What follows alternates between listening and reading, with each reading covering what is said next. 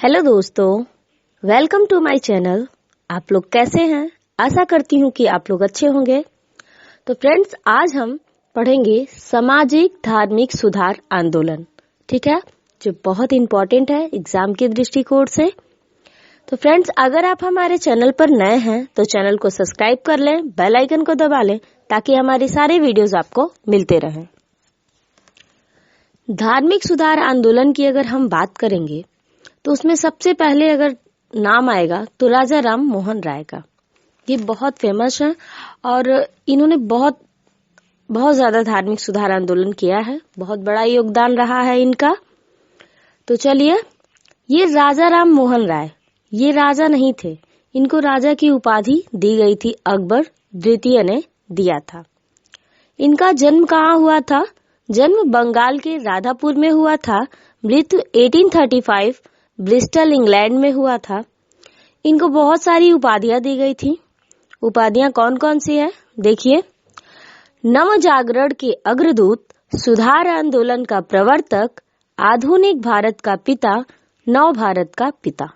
ठीक है, ये इनकी उपाधियां हैं जो हमेशा एग्जाम में पूछता रहता है। नव जागरण के अग्रदूत कौन है, सुधार आंदोलन के प्रवर्तक कौन है, आधुनिक भारत के पिता या नव भारत के पिता। ठीक है, इस सब का आंसर होगा राजा राम मोहन राय। फिर ब्रह्म समाज आता है। ब्रह्म समाज की स्थापना राजा राम मोहन राय ने ही किया है। तो ब्रह्म समाज की स्थापना 20 अगस्त 1828 में राजा राम मोहन राय ने की थी। ठीक है, इसकी डेट याद रखिएगा फ्रेंड्स, बहुत पूछता है। 20 अगस्त 1828। ठीक है। ब्रह्म समाज मूर्ति पूजा, तीर्थ यात्रा, कर्म कांड आदि को नहीं मानते थे।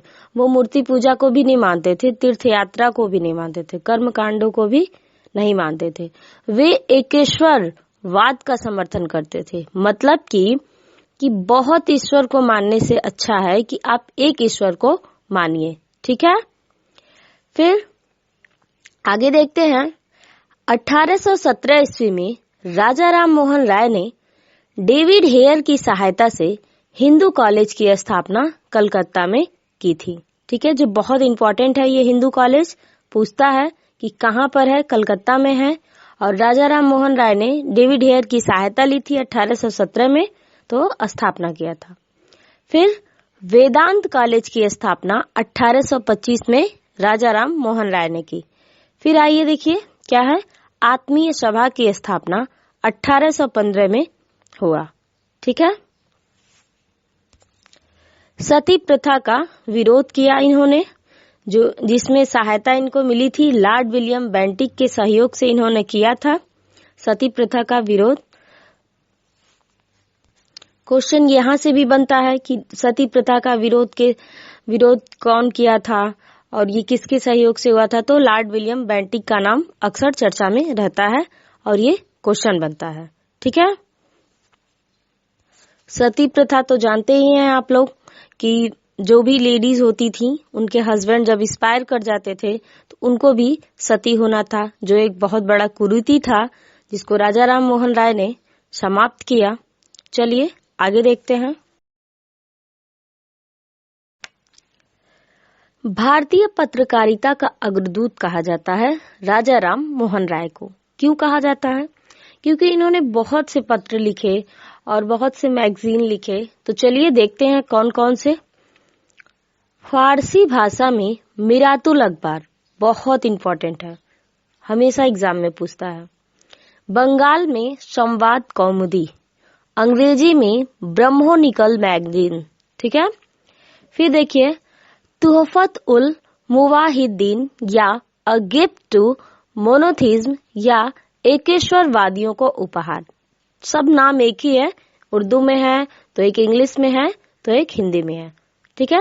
फिर आइए प्रीसेप्ट ऑफ जीसस, ये इनकी प्रमुख पत्र हैं। इतना पत्र लिखे हैं इसलिए इन्हें भारतीय पत्रकारिता का अग्रदूत भी कहा जाता है।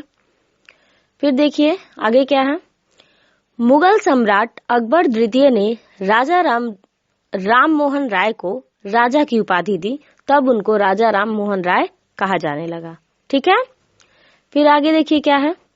राजा राम मोहन राय की मृत्यु के बाद ब्रह्म समाज का नेतृत्व देवेंद्रनाथ टैगोर ने किया था। जब उनकी मृत्यु हो गई तो उसको आगे ब्रह्म समाज को देवेंद्रनाथ टैगोर ने देखा। देवेंद्रनाथ टैगोर ने तत्व बोधिनी सभा की स्थापना की। इसको याद रखिएगा फ्रेंड्स, ये बहुत इंपॉर्टेंट है कि देवेंद्रनाथ टैगोर ने तत्व बोधिनी सभा की स्थापना की। फिर आगे आइए, ब्रह्म समाज भी दो भागों में बट गया था। देखिए, केशव चंद्र सेन ने नवीन ब्रह्म समाज का गठन किया। ठीक है, दो भागों में बटा था। आगे देखिए क्या है। शिवनाथ शास्त्री एवं आनंद मोहन बोस ने 1878 साधारण ब्रह्म समाज की स्थापना की। 1878 ईस्वी में साधारण ब्रह्म समाज की स्थापना इन्होंने की और केशव चंद्र सेन ने नवीन ब्रह्म समाज की स्थापना किया था, उसका गठन किया था। तो ये रहा ब्रह्म समाज और राजा राम मोहन राय के बारे में। अब आगे का देखते हैं क्या है। आगे है प्रार्थना समाज। फ्रेंड्स, वीडियो बड़ा ना हो इसके कारण दो पार्ट में हमने वीडियो बनाया है। इसमें हम कुछ देखेंगे, फिर नेक्स्ट पार्ट जो आएगा उसमें देखेंगे। वीडियो ज्यादा बड़ा होने से बोरिंग भी लगता है। तो चलिए आगे हम देखते हैं क्या है। प्रार्थना समाज। प्रार्थना समाज की स्थापना कौन किया? तो इसके संस्थापक थे आत्माराम पांडुरंग, जो 1867 ईस्वी में बम्बई में हुआ। पहले बम्बई था, अब बॉम्बे कहा जाता है। एमजी रनाडे को पश्चिमी भारत के सांस्कृतिक पुनर्जागरण का अग्रदूत कहा जाता है। ठीक है, प्रार्थना समाज की स्थापना तो आत्माराम पांडुरंग किए थे, लेकिन ये जो एमजी रनाडे हैं, वास्तविक संस्थापक इनको भी मान सकते हैं आप। ये जब आए एमजी रनाडे तो इन्होंने बहुत इम्पोर्टेंट काम किए थे, तो इसलिए ये जब आए तो ज्यादा मान्यता मिलने लगी। ये एक रिटायर्ड न्यायाधीश थे। ठीक है, आगे देखते हैं क्या है। एमजी रनाडे कौन थे? तो ये तो रिटायर्ड न्यायाधीश थे, लेकिन देखिए यहाँ पे महात्मा गांधी के गुरु जो थे गोपाल कृष्ण गोखले, और गोपाल कृष्ण गोखले के गुरु एमजी रनाडे थे। ठीक है, रनाडे ने पूना सार्वजनिक सभा की स्थापना 1870 ईस्वी में की, इसीलिए इन्हें महाराष्ट्र का सुकरात कहा जाता है। ठीक है, महाराष्ट्र का सुकरात एमजी रनाडे को ही कहा जाता है। 1891 में रनाडे ने महाराष्ट्र में विडो मैरिज एसोसिएशन की स्थापना की तथा शिक्षा के प्रसार हेतु दक्कन एजुकेशनल एसोसिएशन की स्थापना की, जो बाद में फर्ग्यूसन कॉलेज कहलाया। अब यहाँ पे आप देख रहे हैं विडो मैरिज एसोसिएशन। ठीक है, ये विडो मैरिज एसोसिएशन है, जबकि विधवा पुनर्विवाह अधिनियम 1856 में आया था। ठीक है, ये एसोसिएशन की स्थापना किए थे, लेकिन विधवा पुनर्विवाह अधिनियम 1856 में ही आया था, ईश्वर चंद विद्यासागर के प्रयास से। ठीक है, इनका नाम जाना जाता है ईश्वर चंद विद्यासागर विधवा पुनर्विवाह में। ठीक है, इनका बहुत योगदान रहा। फिर डीके कर्वे हैं, जो महिला विश्वविद्यालय के लिए जाने जाते हैं। तो डीके कर्वे ने 1906 ईस्वी में बम्बई में महिला विश्वविद्यालय स्थापित किए, जिसे बाद में पूना स्थानांतरित कर दिया गया। ठीक है, तो ये इम्पोर्टेंट फैक्ट्स प्रार्थना समाज के बारे में है। अब आइए आगे हम देखते हैं आर्य समाज के बारे में। नेक्स्ट है आर्य समाज। इसकी स्थापना 1875 में बम्बई में हुआ। पहले बम्बई बोला जाता था, अब बॉम्बे है। इसके संस्थापक स्वामी दयानंद सरस्वती हैं। इनके बचपन का नाम मूल शंकर था। दयानंद सरस्वती ने वेदों की ओर लौटो का नारा दिया, जो बहुत फेमस कोटेशन है, एग्जाम में हमेशा पूछता रहता है। इन्होंने शुद्धि आंदोलन चलाया। अब ये शुद्धि आंदोलन क्या है? तो शुद्धि आंदोलन वो है जिन्होंने दूसरा धर्म अपनाया हो और वो हिंदू धर्म अपनाना चाहते हो, हिंदू धर्म में पुनः प्रवेश करना चाहते हो, तो वो शुद्धि आंदोलन के माध्यम से हिंदुत्व को अपना सकते थे। ठीक है, आर्य समाजियों ने छुआछूत, जाति भेद, बाल विवाह का विरोध किया तथा विधवा पुनर्विवाह तथा अंतरजातीय विवाह का समर्थन किया। ये छुआछूत, जाति भेद, बाल विवाह ये सब बहुत बड़ी कुरीतियां थी समाज में, जिन्होंने बहुत प्रयास किया स्वामी दयानंद सरस्वती ने, जो अब तो लगभग कम हो गया है।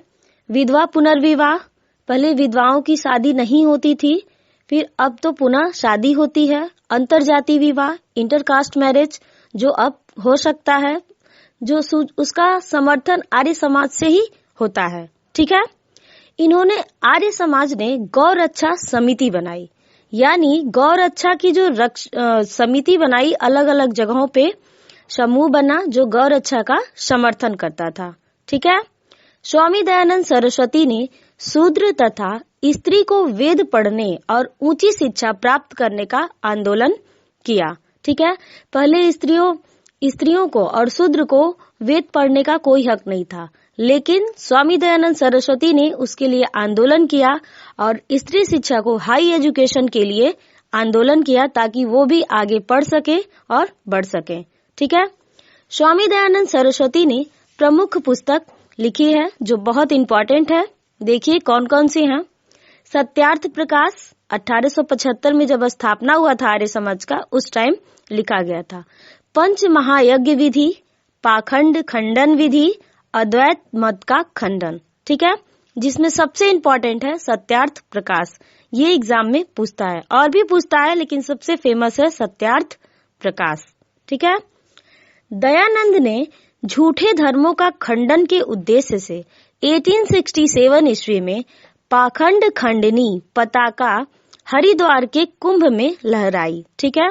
जो झूठे धर्मों का, बहुत लोग होते हैं ना झूठे धर्म का पाखंड करते हैं, तो उसी को खंडन करने के लिए, उसी के उद्देश्य से पाखंड खंडनी पताका एक हरिद्वार के कुंभ मेला में लहराई थी। ठीक है। वैलेंटाइन सिरोल की पुस्तक इंडियन अर्नेस्ट में आर्य समाज को भारतीय अशांति का जन्मदाता कहा जाता है। ठीक है। ये जो वैलेंटाइन सिरोल की पुस्तक है इंडियन अर्नेस्ट, ये भी पूछता है एग्जाम में। इसमें वही पॉइंट हमने लिया है जो एग्जाम में पूछता रहता है तो बहुत बड़ा, लेकिन इसको सेलेक्ट करके आप उतना ही चीज पढ़ो जो एग्जाम में हमेशा पूछता रहता है। ठीक है। देखिए लास्ट क्या है, यह पहले व्यक्ति थे जिन्होंने हिंदी को राष्ट्रभाषा के रूप में स्वीकार किया और स्वराज शब्द का प्रयोग किया। ठीक है। स्वराज का मतलब होता है स्वयं का शासन। ठीक है। और ये स्वयं के शासन से एक सेल्फ कॉन्फिडेंस बढ़ता है, इसीलिए इस शब्द को अपनाया गया था। आगे देखते हैं क्या है। नेक्स्ट है रामकृष्ण मिशन, उसके बारे में रामकृष्ण मिशन। ठीक है। ये स्वामी विवेकानंद के गुरु थे रामकृष्ण जी, और इस मिशन की स्थापना स्वामी विवेकानंद ने 1897 ईस्वी में किया, जिसका मुख्यालय कलकत्ता के वेल्लूर नामक स्थान पर है। ठीक है। स्वामी विवेकानंद के बचपन का नाम नरेंद्र नाथ दत्त था और इनके गुरु रामकृष्ण परमहंस थे, जो इन्हीं के नाम पे रामकृष्ण मिशन की स्थापना स्वामी विवेकानंद ने किया।